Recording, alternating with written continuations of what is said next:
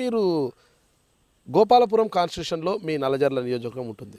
అంటే అది SC constitution కావడంతో మీరు తాడేపల్లెగూడెంకి వెళ్ళారు ఇక్కడ నుంచి రాజకీయ ప్లాట్ఫామ్ కోసం.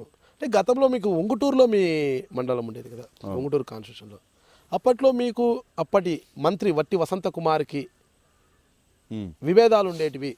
ఆయన మిమ్మల్ని ఇబ్బంది పెట్టడము, మీరు ఆయనకు వ్యతిరేకంగా పోరాటం చేయడం కూడా జరిగాయి. ఎందుకు మీ మధ్య విభేదాలు? నేను ఆయన ఇబ్బంది పెడతాక ఆయన ఎమ్మెల్యే అధికార పార్టీలో ఉన్నాడు, నేనే ఇబ్బంది పెడతాను ఆయన్ని. అంటే వర్గాల ద్వారా ధర్నాలు చేయడం, ఆందోళన చేయడం, ఆయన ఎక్కడికి వచ్చినా కూడా ఆయనను అడ్డుకోవటం ఈ కథలేం లేవు. ఆయన కూడా చాలా రాజశేఖర రెడ్డితో ఆయనకున్న యాక్సెస్ని పెట్టుకుని ఈ నియోజకవర్గంలో అతను తప్ప కూడా అంతకుముందు ఈ నియోజకవర్గంలో అతను కాంగ్రెస్ పార్టీలో కూడా ఏం వర్క్ చేయలే.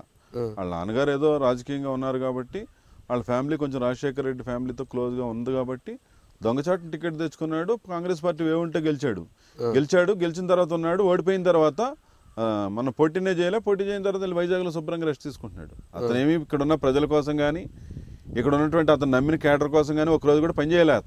అతనికి మాకు సంబంధం లేదు. అతను ఈ తెలుగుదేశం పార్టీ సర్పంచ్లు, మా నాయకులు ఎవరైతే వాళ్ళని ఎరాచ్ చేసి నానా యాగి చేసి పోలీస్ కేసులు పెడితే ఒకటికి 2 సార్లు చెప్పి చూసాం. వినకపోతే ఇంకా అడ్డం తిరిగి ఫైట్ చేసాం, రోడ్డు మీద ఫైట్ చేసాం. బోళ్ళని అక్రమైన కేసులు పెట్టించాడు మా మీద, అన్యాయంగా కేసులు పెట్టించాడు. కేసులు పెట్టారు మీ మీద? దాదాపు 8 నుంచి 9 పెట్టించాడు. ఏమయ్యా కేసులు అన్ని పోయినాయి. మేమేం తప్పు చేసామని ఉంటాయండి మా మీద కేసులు? మేము ఏమైనా దొంగతనం చేసామా, ఆస్తులు డబ్బులు ఇచ్చామా, ఏమన్నా పొడిచామా, చంపామా, ఏం చేసాం మేము? అన్నీ రాస్తారో కేసులో, లేకపోతే ఎలక్షన్ కేసులో, ఇంకో ఇలాంటి కడసారాలే కదా పెట్టాయి. అన్నీ కూడా ఏముంటాయి మా మీద కేసులు? ఏముంటాయి చెప్పండి? ఇప్పటికీ వట్టి వసంత కుమార్తో మీకు విభేదాలు ఉన్నాయంటారా? లేదు.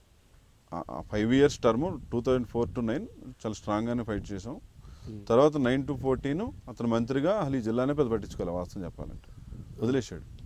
మేము కూడా ఇప్పుడు అతను వెనమాల ఎగిరిన వాళ్ళు కొద్దిగా గొప్ప ఉన్నారు, వాళ్ళు సరెండర్ అయిపోయారు. ఇంకా వాళ్ళు కూడా వాళ్ళ తప్పును వాళ్ళు గ్రహించారు. చాలామంది మాతో జాయిన్ అయిపోయారు. మేము కూడా వదిలేసాం. 2014లో గెలిచిన తర్వాత మా మీద కేసులు పెట్టి మా మీద దౌర్జన్యాలు చేసిన వాళ్ళు కూడా వాళ్ళు శుభ్రంగా తిరుగుతున్నారు. ఎవరి మీద ఒక కేసు పెట్టించలేదే. నల్లజర్ల పోలీస్ స్టేషన్లో కావాలంటే మీరు చూడండి, మా కుర్రాళ్ళ మీద 40 నుంచి 50 మంది రెగ్యులర్గా తిరిగారు. 10 ఏళ్ల పాటు కోర్టులు తిరిగారు మా వాళ్ళు. ప్రస్తుతం వట్టి వసంత కుమార్ గారు మీకు ఎదురైతే అంటే పలకరింపే ఉండే అంతన్నా పరిచయం ఉందంటారా లేదా? నేను మాట్లాడినా సార్. ఎందుకు అంత శత్రుత్వం? ఎందుకు శత్రుత్వం కాదు, అతను రాజకీయాల్లో శాశ్వత శత్రువులు శాశ్వత మిత్రులు ఉంటారంటారు కదా. అంత ఎదురు బదురయ్యా అంత అతను ఎదురవటానికి ఇక్కడ తిరగడు కదా, అధికారంలో ఉంటే తిరుగుతాడు. మీరు భయపెట్టి తరిమిచ్చేసారా? ఇంకా అతని నేచర్ అది. అధికారం ఉంటే ఎంజాయ్ చేస్తాడు, అధికారం లేకపోతారు. ప్రజలు అతను నమ్మేమని ఓట్లేశారండి, పార్టీని నమ్మి ఓట్లేశారు. నేను మీ ముళ్ళపూడి బాపిరాజుని, పశ్చిమ గోదావరి జిల్లా పరిషత్ చైర్మన్. మీరు చూస్తున్నారు ఐ డ్రీమ్ న్యూస్.